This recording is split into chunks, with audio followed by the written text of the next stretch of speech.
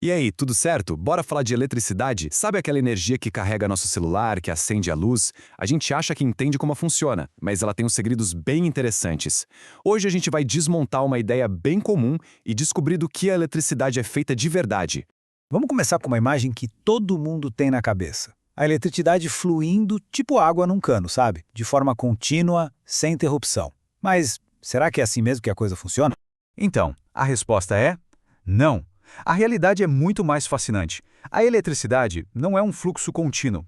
Ela é, na verdade, formada por pequenos pacotinhos de energia. Pensa como se fossem pecinhas de um quebra-cabeça, peças fundamentais que não dá para cortar no meio. Beleza, mas que peças são essas afinal? Vamos dar uma olhada bem de perto para entender a verdadeira essência da eletricidade. A ideia é bem simples, na verdade. A eletricidade é basicamente transportada por partículas, e cada uma dessas partículas carrega a menor quantidade de carga elétrica que pode existir.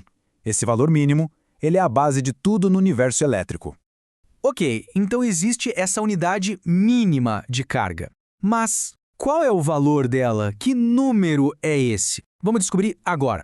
Essa unidade mínima tem um nome oficial, carga elementar, e a gente representa ela pela letra E. Ela é a menor fatia de carga que a gente encontra solta por aí na natureza. E é exatamente a carga que um único próton ou um único elétron carrega. E o valor dela é, se prepara, minúsculo.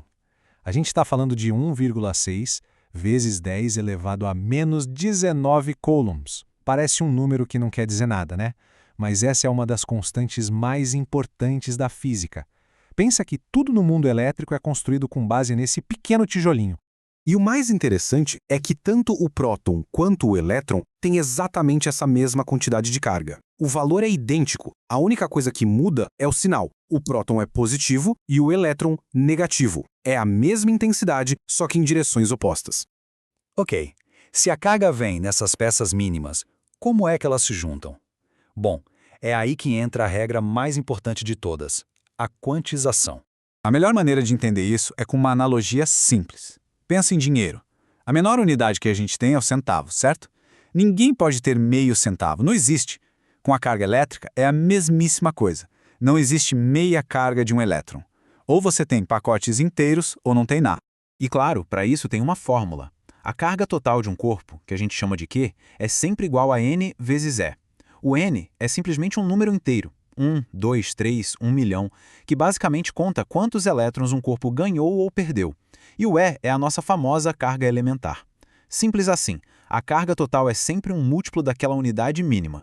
Agora, uma questão prática. Se a carga de um elétron é tão, mas tão pequena, a nossa unidade padrão, o coulomb, é na verdade gigantesca para a maioria dos casos. Então como é que os cientistas e engenheiros lidam com isso? Pois é, o coulomb é tão grande para a eletrostática que seria como medir a distância entre duas cidades usando milímetros. Não é nem um pouco prático. É por isso que, no dia a dia, a gente usa frações dele para facilitar as coisas. E para fazer isso, a gente usa prefixos que talvez já sejam familiares: mili, micro, nano e pico. No mundo da carga elétrica, o mais comum que a gente vai encontrar por aí é o microcoulomb, representado por esse símbolo μc, que é simplesmente um milionésimo de um coulomb. Na hora de fazer uma conta, a conversão é bem direta. Se um problema fala em 2 microcoulombs, é só substituir o micro por 10 elevado a menos 6. E aqui vai uma regra de ouro, hein?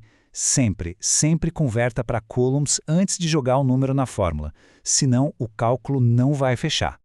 Certo, agora que a gente já juntou todas as peças do quebra-cabeça, vamos ver como tudo isso funciona na prática com um exemplo real. Então, o desafio é esse.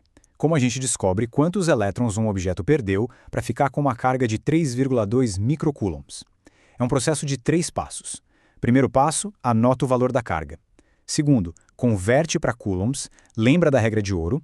E terceiro, usa a nossa fórmula, só que agora para achar o N.